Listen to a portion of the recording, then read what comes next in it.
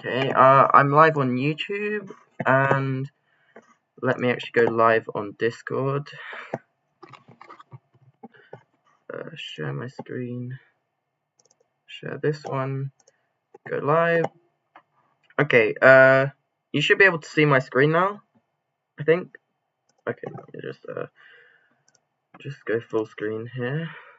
And, okay, you should be able to see my screen now. Okay.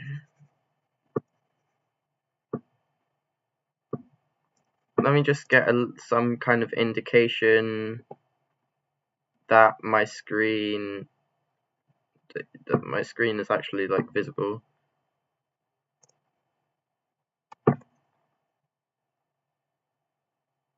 Okay, you know what? Never mind. I'll just. Okay, yeah, one person. That's good enough. All right. Let's just go full screen. This. Okay. By the way, because I'm full screen, if someone has a question in the chat,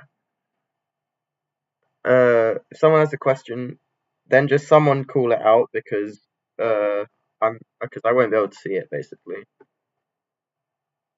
Alright, so let me just zoom in a little bit. Okay, so the talk is on homotopy theory and fiber bundles. And okay,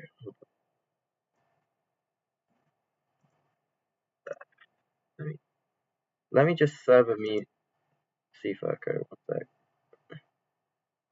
Okay, there we go. I'm sorry, but okay. Okay, so yeah, anyway, as I was saying, homotopy theory and fiber bundles. So this is what the talk's going to be about, and I should be live on YouTube too. Hopefully I haven't messed that up.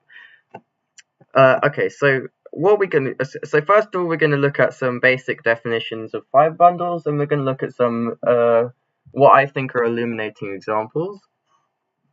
And then we're going to look at some applications in homotopy theory. So these are just some basic applications, some basic computations. So that's going to include the Hopf fibration. That's a big one, and then we're going to be showing that CP infinity is precisely the Eilenberg-MacLane space K of Z2. So that is its second homotopy group is the integers, and the rest of its homotopy groups are trivial, for example. And then at the end we're going to look at vector bundles, and we're even going to finish off with a glimpse at K-theory. And I'm going to state, but I won't prove because the proof is quite technical, I'm going to state a less general version of Bott periodicity, although K-theory is really for another talk. Alright, so let's just start off with the definition. So what actually are fiber bundles, the main point of the talk? So first of all, we're just going to let B be a pointed path-connected space, so that is, it has a base point. And let P be a continuous map from E to B, where E again is a topological space.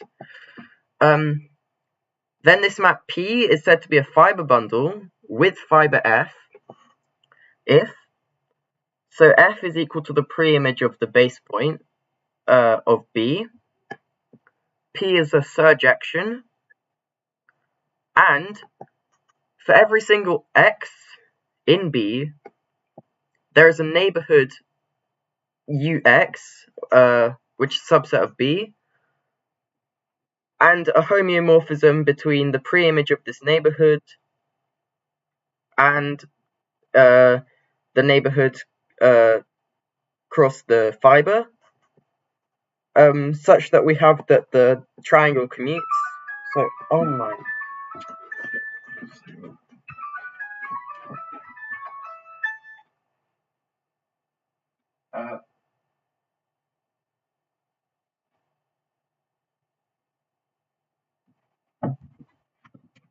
Sorry, I had to just like turn off my phone. Sorry. Too popular. Anyway, so for every X in the base space B, there's a neighborhood, there's an open neighborhood U sub X, which is contained in B, and a homeomorphism phi sub x, which takes you from the pre-image of this neighborhood under P into, so there's a homeomorphism between the pre-image of this neighborhood under P and the neighborhood crossed with the fiber, such that the diagram commutes. So we're going to have P taking in the pre-image of the neighborhood, and it's going to go to the neighborhood. And what the commutativity of the triangle guarantees is that the projection, so the projection onto the first factor composed with phi sub x is precisely equal to this fiber bundle P. And so just a little bit of terminology. F is said to be the fiber, B is the base space, and E is the total space, and sometimes we denote it by E, B, F. Sometimes it will be like this, and sometimes you even include the P, but I don't think that's common, I'm not sure. Okay, so one example is just the projection map onto the first coordinate. So it's going to take in xf, and it's just going to output x, and it's a trivial fibration with fiber f. Hold on. So again, the function, the exponential function, which loops around the circle. So it takes in a real number and it outputs an element of the circle, viewed as a subset of the complex plane. And what it does is it maps t to e to the 2 pi it. This again is a fiber bundle, and its fiber is the integers. And this fact right here can be used to compute the fundamental group of the circle, but that's a different thing. That's different. And this is given that the base point of the circle is 1. Now there's an interesting example. So projective spaces actually have really interesting fiber bundles, and this example is going to be really useful later, especially when computing homotopy groups of spheres and projective spaces. So this example is so these examples here are quite nice. So first of all, let's view real projective space, so RPN, as a quotient of the n sphere by the equivalence relation that x is equivalent to x or minus x. So then the projection P, which takes an element of RPN and it outputs Sn, mapping an element to its equivalence class. So what that's going to be is it's going to be a fiber with, it's going to be a fiber bundle with fiber S0. So the 2-point space -1, 1. And I think this should be Sn to RPN. Not this way around. My bad. Yeah, and but the same thing. I mean, that's what I meant. Yeah. So hold on. So it's going to go from Sn to RPN. Sorry about my terrible drawing with the mouse. I don't normally draw with the mouse, but that's what I mean basically. And again, if we look at CPN, so complex projective space, as a quotient of the 2n+1 sphere by the equivalence relation that x is equal to lambda x, where lambda is an element of the circle, then the projection which takes in an element of the 2n+1 sphere and outputs its equivalence class is a fiber bundle, and its fiber is going to be S1. So later, we're going to look at the case for n equals 1, and this is called the Hop fibration. And the reason for this is that we can identify a complex projective space with the 2-sphere. And so we end up with a fiber bundle which is only with spheres, and that's going to be really, really good. That's going to be helpful and nice. But okay, let's actually verify that this is actually a fiber bundle. So if we let UX be an open set of equivalence classes in the contained in the complex projective space. So it's just an open set of equivalence classes where each zi is not equal to 0. Then we can define the phi. So I'm talking about the phi like this, like phi x or phi, like this one, this homeomorphism between the preimage of this. Sorry, this should say I, not x, whatever. That's what I mean. Then we can define phi from the preimage of this open set to the open set cross S, the circle, as mapping z0 up until zn to the equivalence class of z0 up until zn, and then the second factor in the circle is going to just be zi times the magnitude of zi inverse.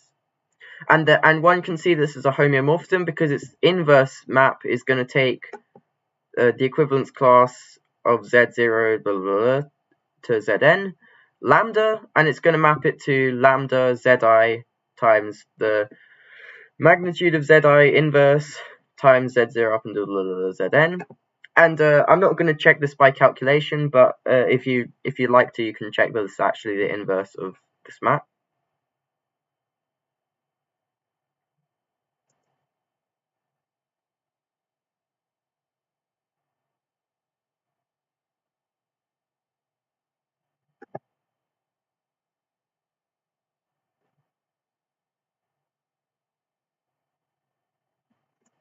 Okay, so it's gonna send. So what it's gonna do is yeah. So basically, it's gonna send this all of these coordinates in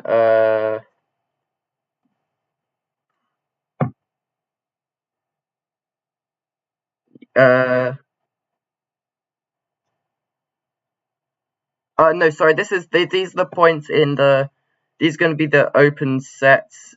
No, this is going to be the this is going to be the so this is going to be the preimage under P of so these are going to be points in complex projective space.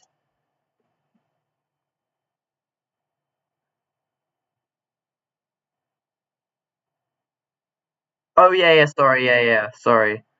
Yeah, you're right, yeah. Yeah, we're mapping those to their equivalence classes, and then this, and then the second point is going to be in this part right here is going to be it's going to be a point in the circle.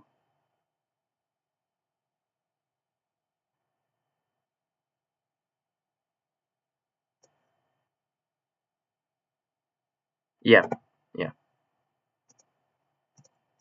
Okay. And then yeah, this is the inverse map, which one can check by calculation.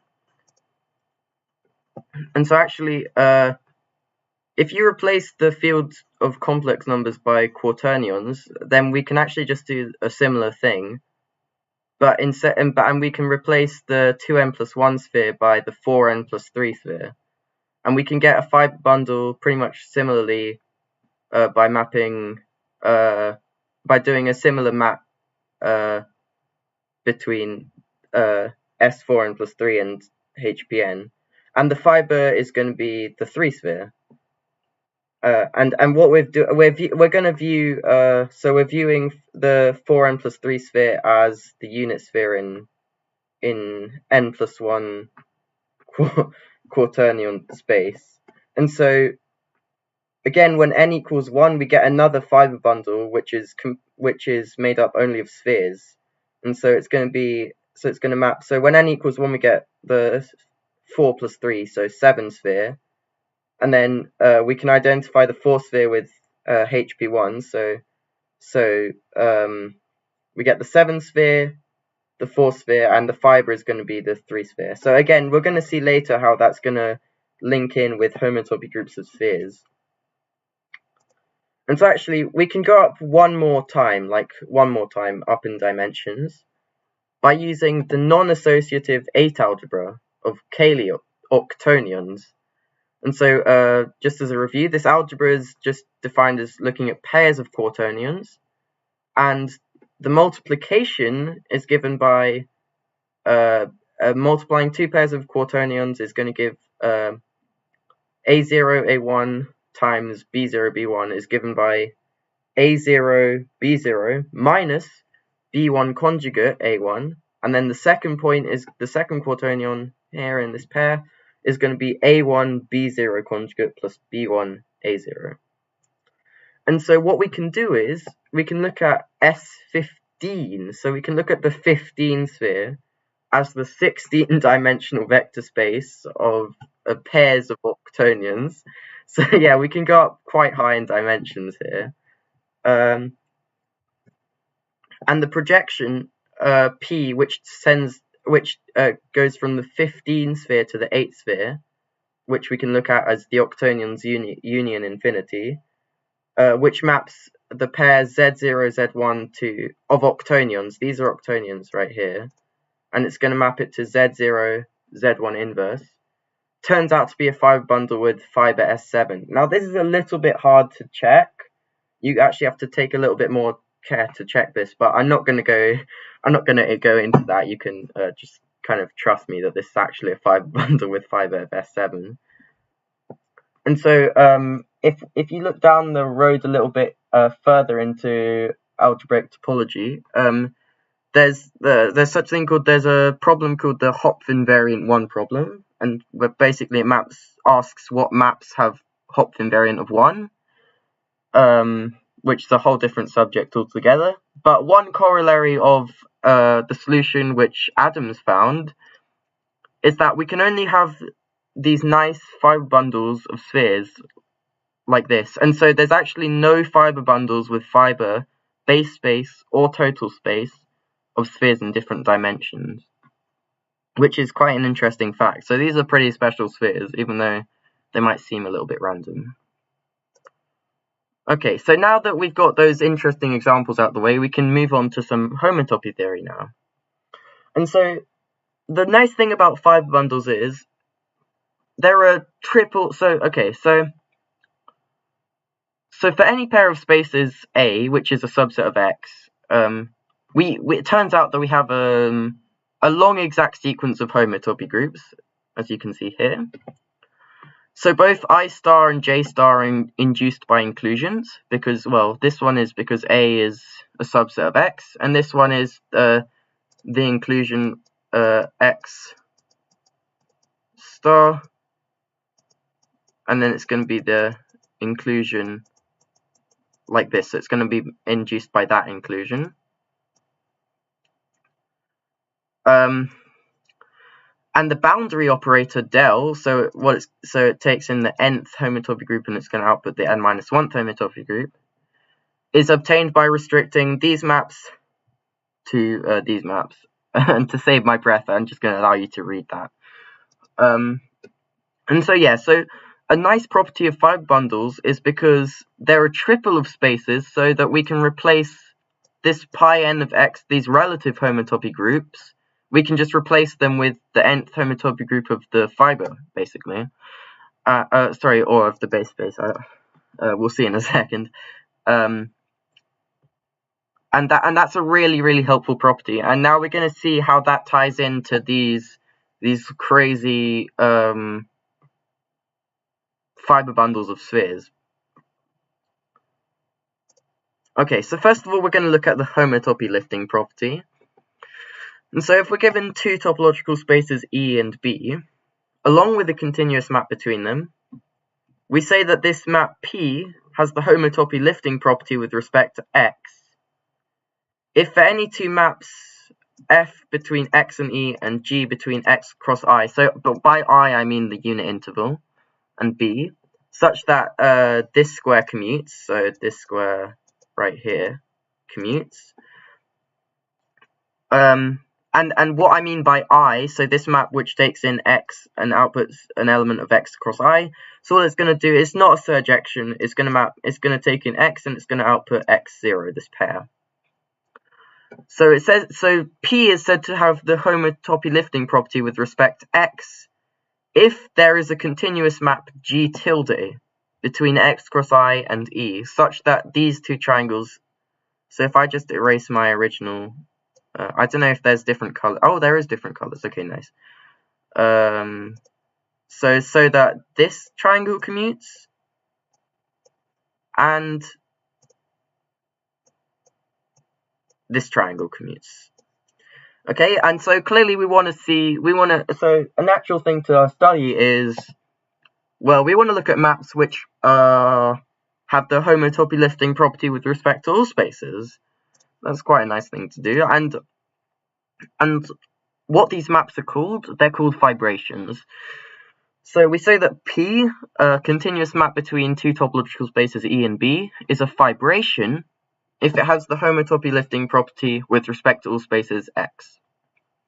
And so there is actually a notion, there's a weaker notion than this called a Serre fibration. Sometimes it's actually called a weak fibration, I think. And a Serre fibration is a map which has the homotopy lifting property with respect to all cubes, In.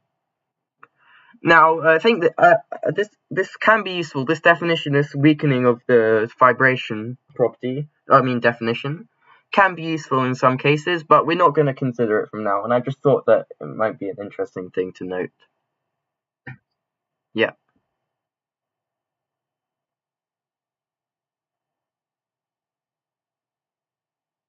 Yeah, actually, yeah, there's a relationship between covering maps and fiber bundles. So actually it turns out that a fiber bundle with a discrete space for a fiber is a covering map.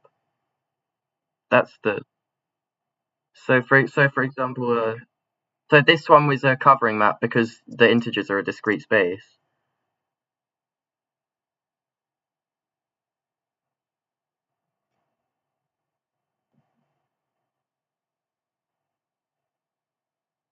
Okay, good. And okay, yeah. And it turns out, I'm not going to prove this theorem, but it does turn out that if P is a fiber bundle with a paracompact fiber, then it's a fibration. So it has the homotopy lifting property with respect to all spaces X. And so now using this, we have a really, this is a really, really useful, really important long exact sequence. So I'm guessing that before spectral sequences and other algebraic tools came around, this long exact sequence was probably it probably still is one of the main tools for computing homotopy groups of spaces. Because if P is a fibration with a fiber, P equal to the preimage of the base point of B, then what happens is we actually do have a long exact sequence of these homotopy groups here. And this is really useful. So this is going to have some immediate applications, as we're about to see. So for example, hop fibrations. So recall from earlier, from the complex projective space example, when we set n equal to 1, we got a fibration which looks like this. And so now, because the sphere is compact, so it's also paracompact, then again we have a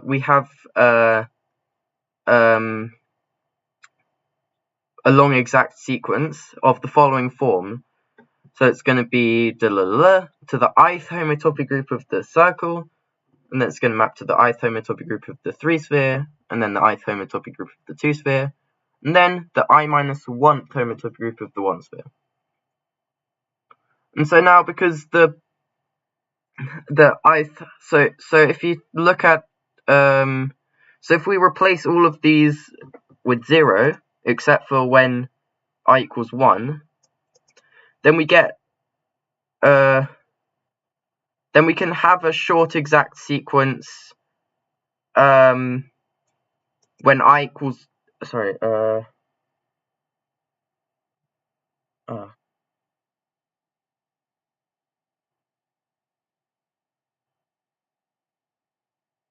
yeah.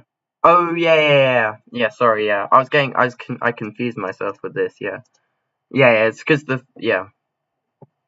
So we get a short exact sequence like this, and then so we can actually split it like this. We can split it via the suspension map, which will take in, so the suspension, oh god, that's way too big. The suspension from the I minus 1th homotopy group of the the circle, to the ith homotopy group of, well, the suspension of the circle is just the 2-sphere. So this is going to actually split the sequence. And so because this short exact sequence splits by the defining property of split short exact sequences, we get isomorphisms like this. And because when I is bigger than or equal to 3, this homotopy group of the circle is going to vanish. We actually get that when I is bigger than 3, or bigger than or equal to 3, the homotopy group, the ith homotopy groups of the 2-sphere and the 3-sphere, they're going to be precisely the same thing. And so that's just one corollary, and it was not too difficult to obtain as soon as we knew that we had a fibration of this form, and we used this long exact sequence to get this.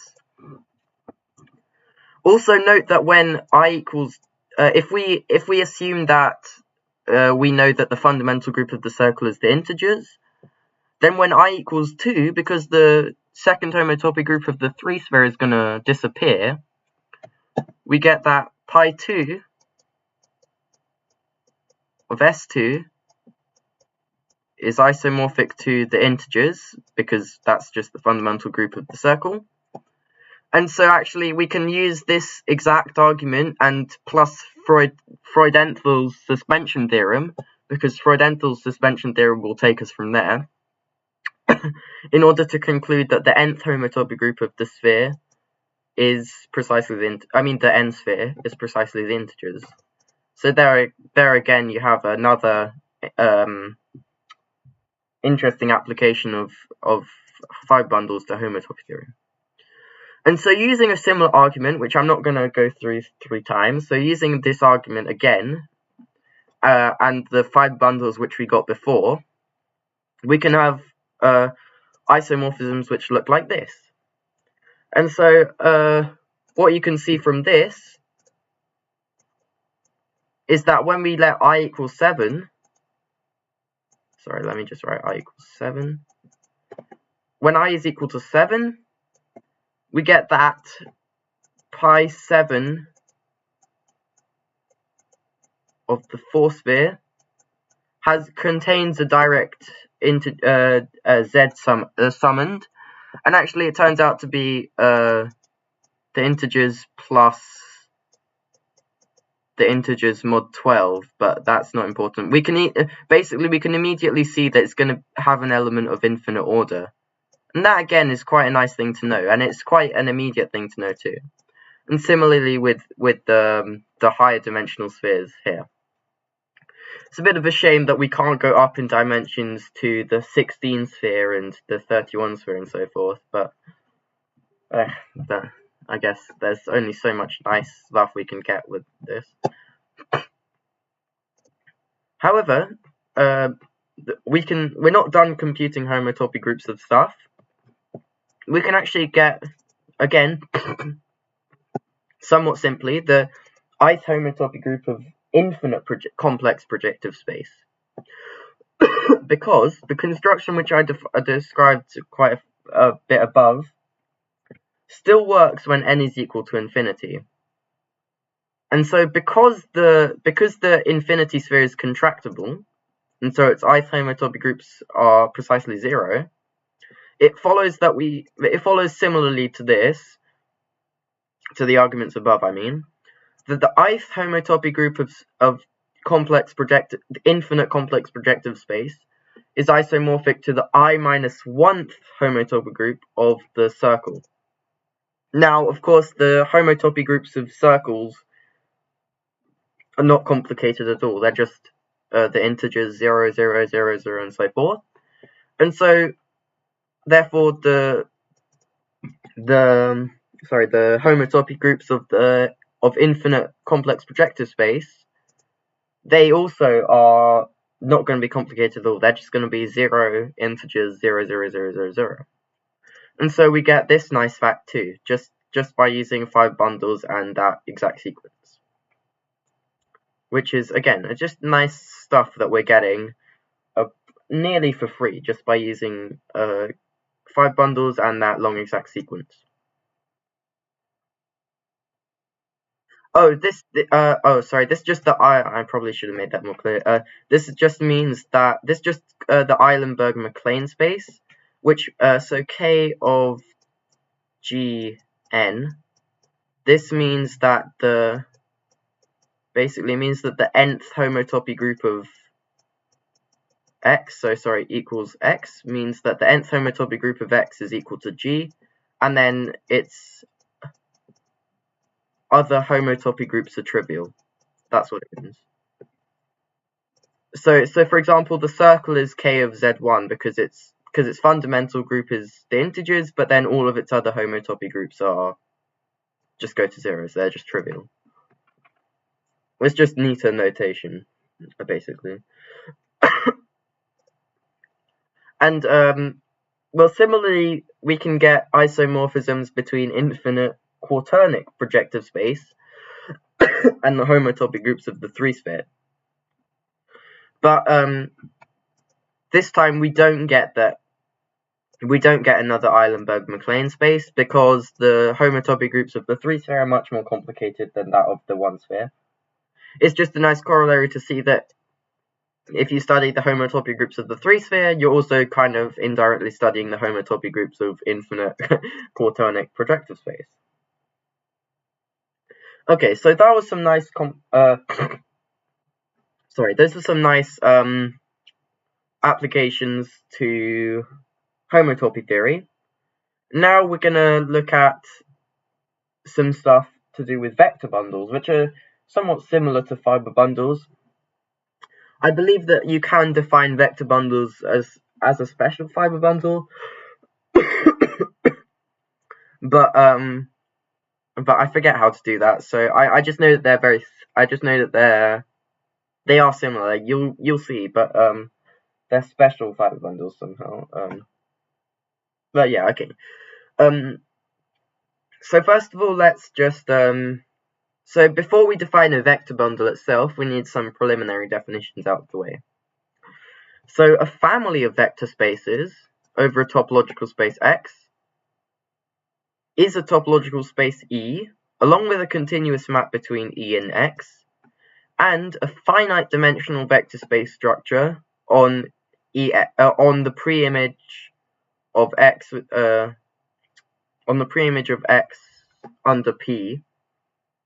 There's a finite dimensional vector space structure, and this is compatible with the induced topology on. So by induced topology, I just mean the subspace topology. If any of you use that terminology, that's just what I mean by this. On EX from E. So okay. So a homomorphism between two families is a continuous map phi between E and F, so these two spaces, such that first of all this triangle must commute. So the map P, so we're going to go from E to X via P, we're going to go from F to X via F, and we're going to go via this continuous map phi to complete the triangle. And furthermore, we have that phi is a linear map of vector spaces between EX and FX. So remember that this is just the finite dimensional vector space structure on the pre-image of X under P for every X. And again, as per usual, with isomorphisms and stuff, we can similarly define an isomorphism between families. All we require is that phi is a bijection and that it has a continuous inverse. Okay, so trivial families. So the trivial family is defined pretty similarly to the trivial fibration. Given a vector space V, if we let P be the projection onto the first factor, then E equal to this product here is the product family with fiber V. And the family F is said to be trivial if it is isomorphic to some product family. Okay, so restrictions. For a family of vector spaces over X, if we have a subspace of X, then the question is, can we get an induced family? Can we restrict X so that we get a family over Y too? And so this is what we're going to do with the restrictions. If Y is a subspace of X, if E is a family of vector spaces over X and Y is a subspace of X, the restriction of the projection P, so it's going to take in, so what the restriction is going to look like, it's going to take in the pre-image of Y and it's going to output Y, is now a family over Y. And so we say that this is it's the restriction of E to Y, and we denote it like this. So this is pretty much like with functions, restricting functions. This is how you denote it and say it, basically. Okay, so in a similar fashion, if Y is any space, can we induce a family? Can we induce a family over Y? And actually, it turns out that you can. So these are also called the pullback families, but I prefer the name induced family, whatever you like. So if F is a continuous map between Y and X, now in this case Y is any space, so Y is not a subspace of X. So if F is a continuous map between Y and X, then we can define the pullback F star of P, where P is the projection, between F star of E and Y, where the pullback of E is just going to be the settable pairs such that F of Y is equal to P of E. And this is given the obvious projection and vector space structure on the fibers. Okay, so now that we have all of these preliminary definitions out of the way, so we have the induced stuff, we have the restrictions, we have the families, we have the trivial families, we can now put all of this together to make one cohesive definition of a vector bundle. A family of vector spaces E is said to be a vector bundle if for every X in X there is a neighborhood UX such that the restriction of E to UX is a trivial family.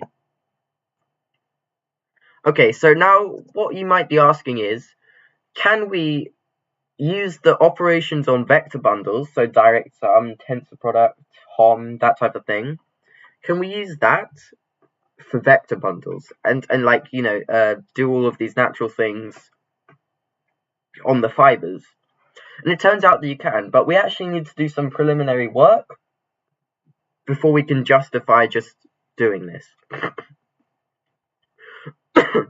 So first of all, again, by vector, I mean the category of finite vector spaces. So basically what I want is for T to be a functor between finite vector spaces. So for every vector space V, we have the associated vector space T of V, basically. And again, this will work with this is just for single-valued covariant functors, but the same argument I'm about to present should work for multi-valued functors. So you know, this is just for a bit of simplicity. So okay, so we say that T is a continuous functor if for every if for every vector space vector spaces V and W, the map T, which goes from Hom, so the set of all linear maps between V and W, to Hom, so the set of all maps between T of V and T of W, so this is just the associated vector space. So T is a continuous functor if this map here is continuous. Okay, so that's nice.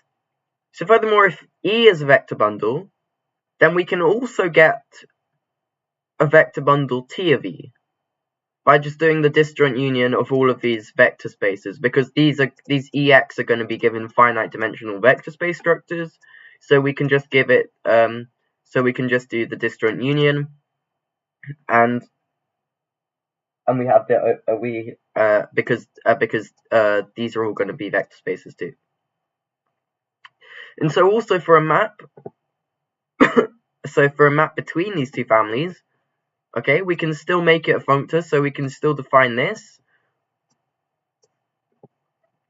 And all we have to do is by defining it between the linear maps, because T is a functor between vect and vect. So this is perfectly justified. This is already perfectly defined, because this is just going to be T, because this is just going to be T taking in a function between a linear map between vector spaces, because that's what Vx is, and then these are going to be the associated vector spaces. So we are perfect. So logically it works. However, we need some more groundwork. So what we have to do is show that T of E. So we actually have to show that it does inherit a natural topology, such that this T of V, so all of these definitions are coming from the last slide, is continuous. So we'd look pretty silly if we get a natural topology on T of E, but a homomorphism, when you apply a continuous functor to the homomorphism isn't actually continuous anymore. So that's not what we want. We actually have to show that this does actually happen. So we're going to do this in 3 steps. First, we look at the product family, and then we're going to topologize T of E, so equal to this product family. Then, what we're going to do is we're going to go further. So we're not just going to fix it to a product family, we're just going to do a trivial family. So that is, it's isomorphic to a product family. So using this, we can do this. And then once we've done this for trivial families, we can actually, because trivial families are part of the definition of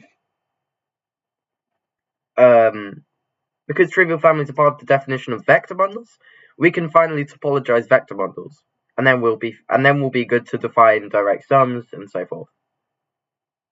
Okay, so let's do the first step. So if we have a product bundle X cross V, then what we can do is we can define T of E equal to X cross T of V. Okay, so this is still a vector space. I'm sorry, this vector bundle. This is still a vector space, and this is still a topological space.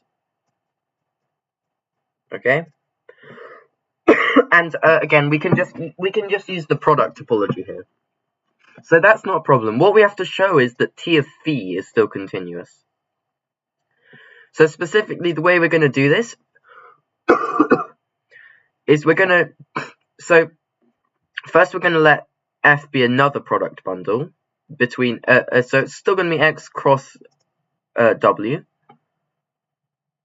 And so if phi is a homomorphism between E and F, these two product bundles, then we get the we get the corresponding map between, so it's going to take in x, and then it's going to output, phi x. Okay, so that's the corresponding map. And so by hypothesis, we get that this map here is continuous, and that's just by the definition of a continuous functor, right? And so we can compose T with this corresponding map phi to get a continuous map which will look like this. And so, because this map is continuous, we can also get a continuous map between x cross, and then because this map here is continuous, we can also get that T of phi is continuous. And so that's the first step. So that we've done the first step, we can tick this off our list. Okay, so we've done this, but for product bundles. So now we're going to go further. So we're going to look at stuff which is isomorphic to product bundles. So it's going to be a little bit trickier.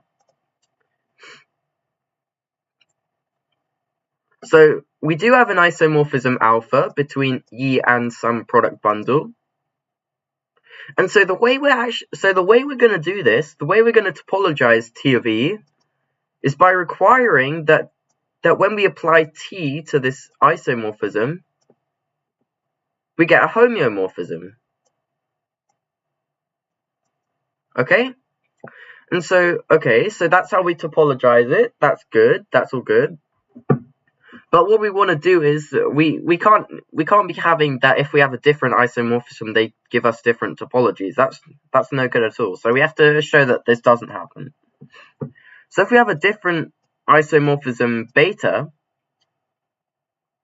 then what we can do is we can let phi equal to beta times alpha inverse. Composed with alpha inverse, where phi is still playing the same role, so it's still playing the same role here. So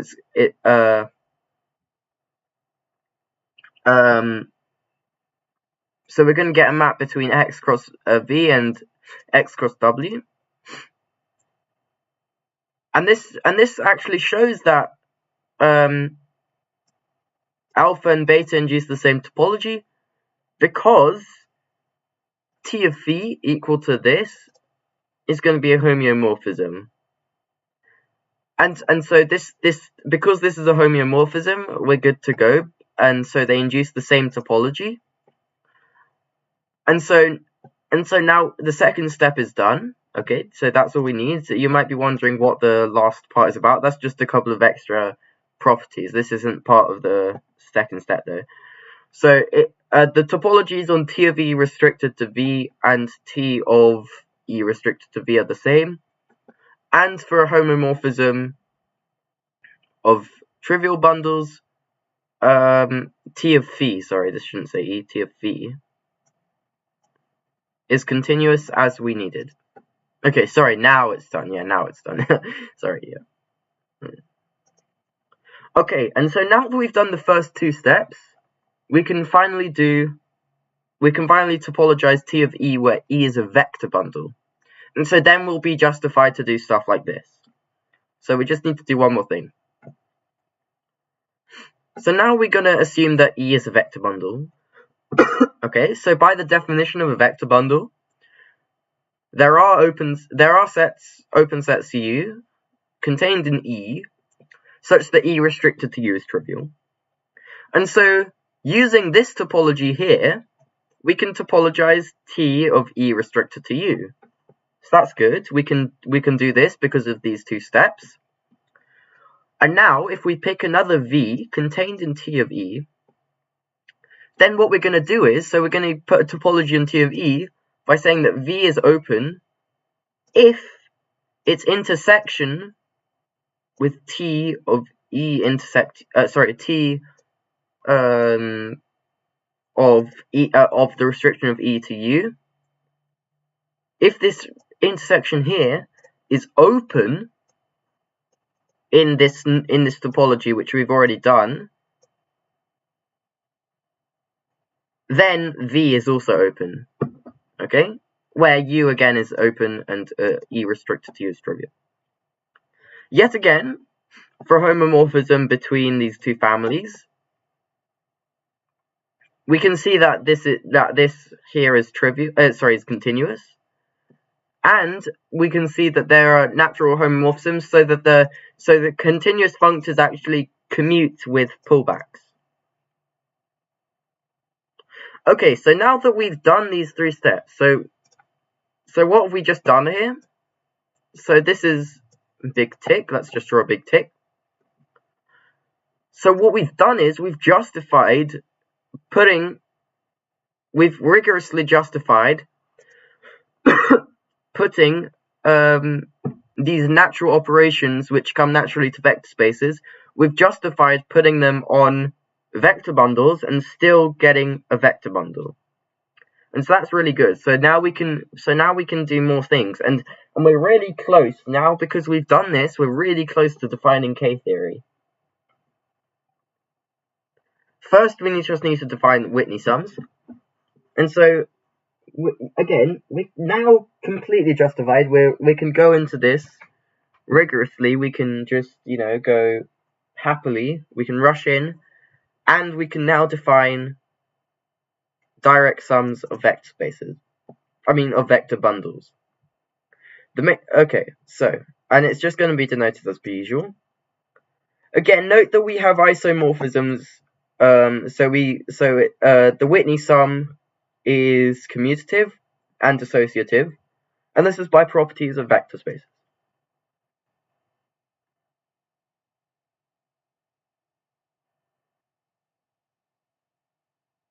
Yeah. Okay. Yeah. Okay. So now, because we've justified this operation, because it's a continuous functor, and we just did that, all of that stuff. We can define an abelian monoid vect of X, which is the isomorphism classes of vector bundles over X, and the operation, the thing that makes an abelian monoid, is the Whitney sum. And so now what we're going to make use of is a tool from algebra called the Grothendieck construction, and it's going to turn abelian monoids into abelian groups.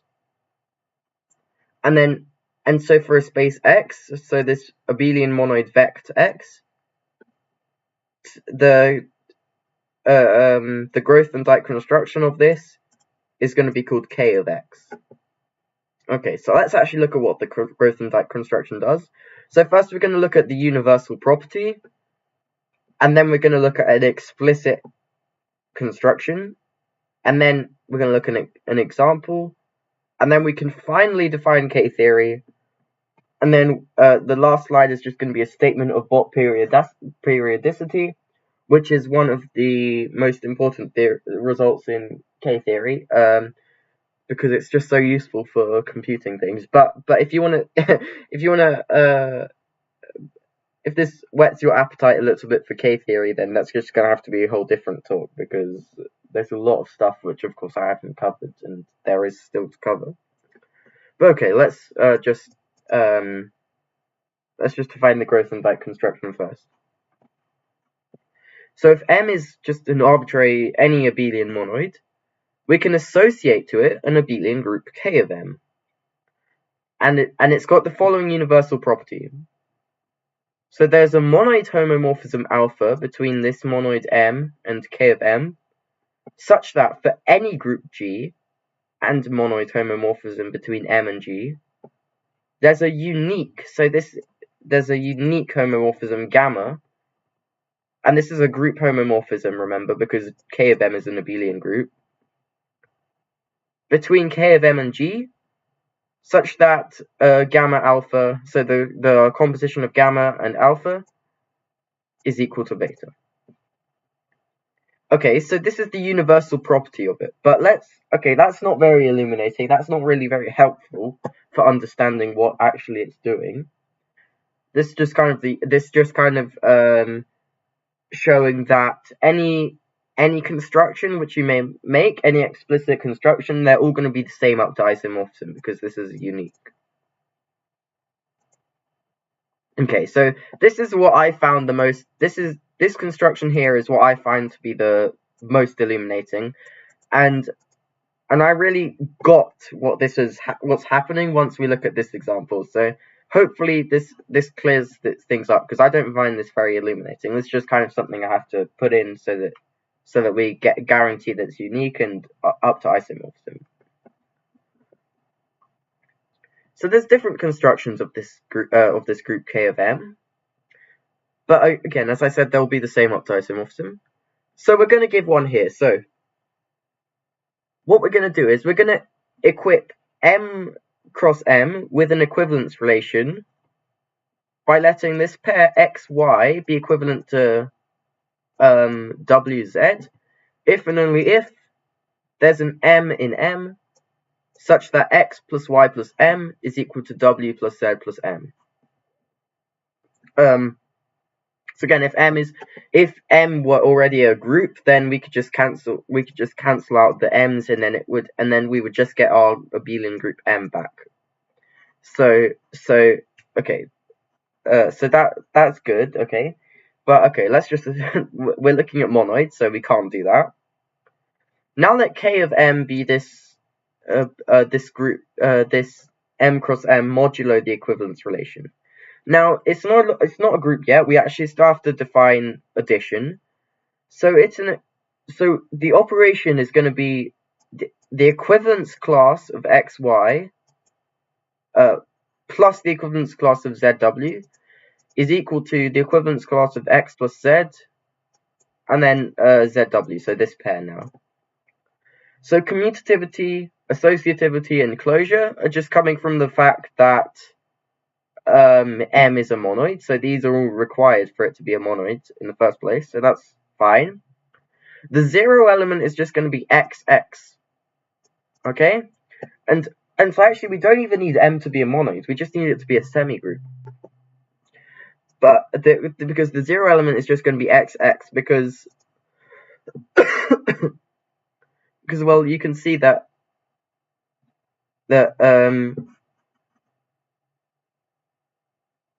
adding an X is not going to change anything on both sides, so that's why. So if you were to add, if I were to add, say,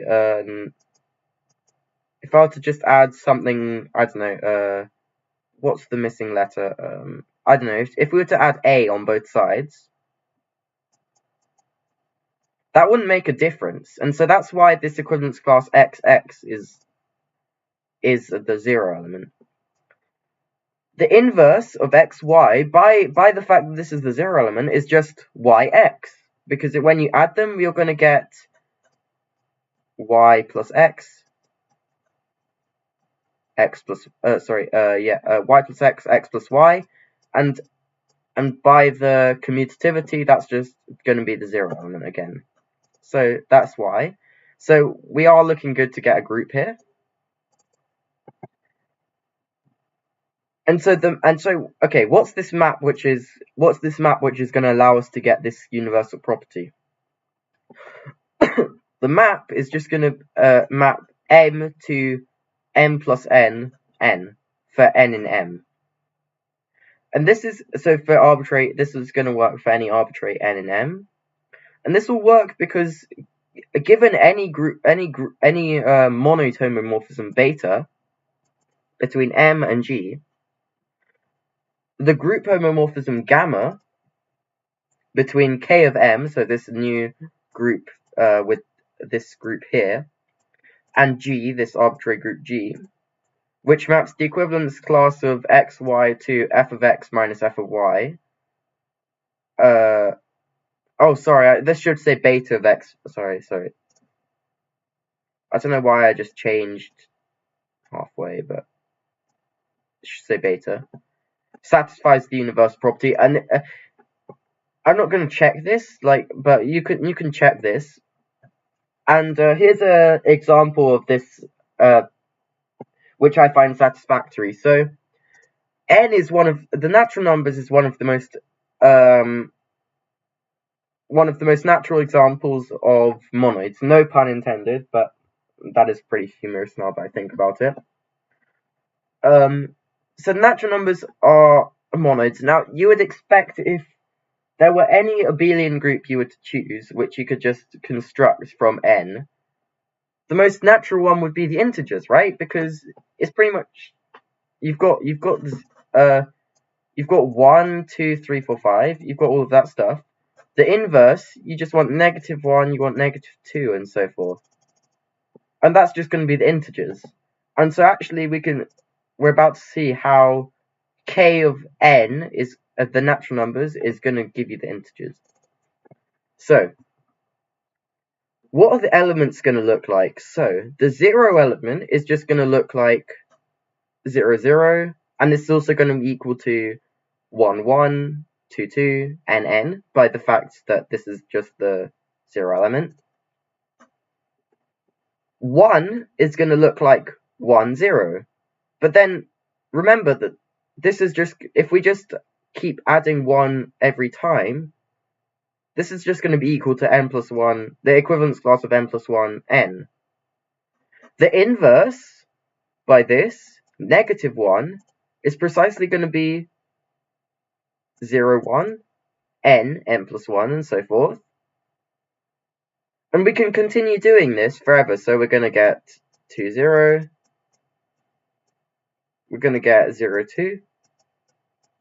And if we continue doing this for all natural numbers n, we're precisely going to get the integers.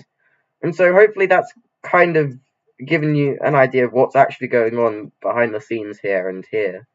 I always find this example illuminating. I don't know if that's just me, but I do like this example. Yeah.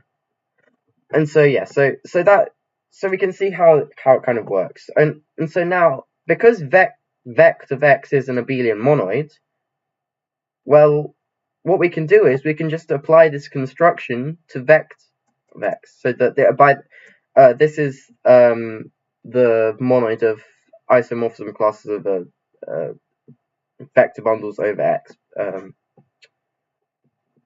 with Whitney sum, just as a reminder. And so the abelian group k of vect x is just going to be denoted k of x. And so the idea of topological K theory is it's going to ask yourself, okay, how are we going to actually compute K of X for different spaces X? And there's all kinds of machinery. There's things like the Thom isomorphism. There's all kinds of results from Atiyah and stuff. There's relations to the Adams operations. Like I don't even know. There's tons of machinery out there now, but it's all kind of motivated by trying to compute these groups K of X for just different topological spaces X. And so now I'm just going to finish by looking at one last theorem, which is a pretty nice theorem, I guess, and it's basically just the less general version of periodicity. So what it's saying is, for compact spaces X, we have an, okay, nice of me to finish with a typo. We have an isomorphism between K of X tensored with K of the two-sphere and K of X cross the two-sphere. And so yeah, that's just an overview of K theory, kind of what it is. And a little bit of stuff about vector bundles. So let's just so that's the end of the talk basically. But so first of all, we looked at some examples of fiber bundles and some definitions. Then we looked at, so the main ones of this were the complex, just the projective space in general. Those give you really interesting fiber bundles, and the reason they're so interesting is because for special cases you get fiber bundles with only spheres. Then we looked at some applications to homotopy theory, and hopefully I gave you a flavor of how useful five bundles can be with that long exact sequence. They can be super helpful. And we got a lot of results practically for free there. And then we looked at vector bundles and the definition of K-theory, a little glimpse at K-theory. So yeah, hopefully that's this talk has been a bit helpful, whetted your appetite for more algebraic topology, and yeah, I'm just gonna end the stream, and then I guess I'll just I don't know, yeah, I guess I'll just sign off here, I guess. So yeah,